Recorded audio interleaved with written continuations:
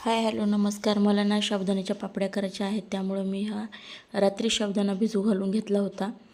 1 kilo साबुदाणा भिजू घातला होता. 1 किलो साबुदाणा आणि 1.5 किलो बटाटे खिसून ठेवलेले होते. सकाळी हे शिजायला दोन्ही सोबतच टाकले, कारण खीस ना माझा जाडसर होता आणि ते पण शिजायला वेळ लागेल म्हणून दोन्ही सोबत ठेवले होते. त्यासोबत मी स्वयंपाकही करून घेतला हे शिजेपर्यंत. हे मस्त छान मिश्रण शिजलं आहे. शिजल्यानंतर मी असं छोट्या पातेल्यात काढून घेतलं, कारण मोठं पातेलं झाकून ठेवल्यानंतर गरम पण राहील आणि घालायला पण आपल्याला सोपं जाईल छोटं पातेलं वागवायला. त्यामुळं मी छोट्या पातेल्यात घेतलं.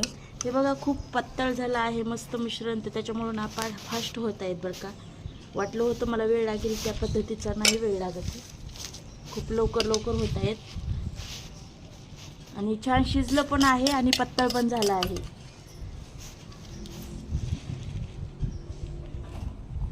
अशा प्रकारे मी सगळ्या पापड्या माझ्या घालून घेतल्या आणि मी खीस थोडा जाडसर ठेवला आहे आणि पापड्याही थोड्या मोठ्या घातल्या आहेत, कारण भाजून खायला ना खूप छान लागतात आणि खीस मधातला भाजल्यानंतर खूप सुंदर लागतो. माझ्या पापड्या कशा आल्या आहेत तर एकदम ॲक्युरेट माप आणि एकदम ॲक्युरेट झालं बरं का.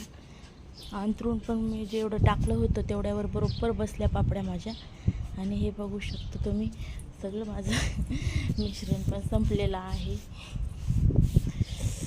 अशा प्रकारच्या मस्त आल्यात आणि पहिल्यांदा ट्राय केल्यात, त्यामुळे तुमच्यासोबत मी शेअर करण्याचा मला आनंद वेगळाच होता की आपण पहिल्यांदाच करत आहोत आणि कशा येतात असं वाटलं होतं, पण व्यवस्थित आल्या. आता बघू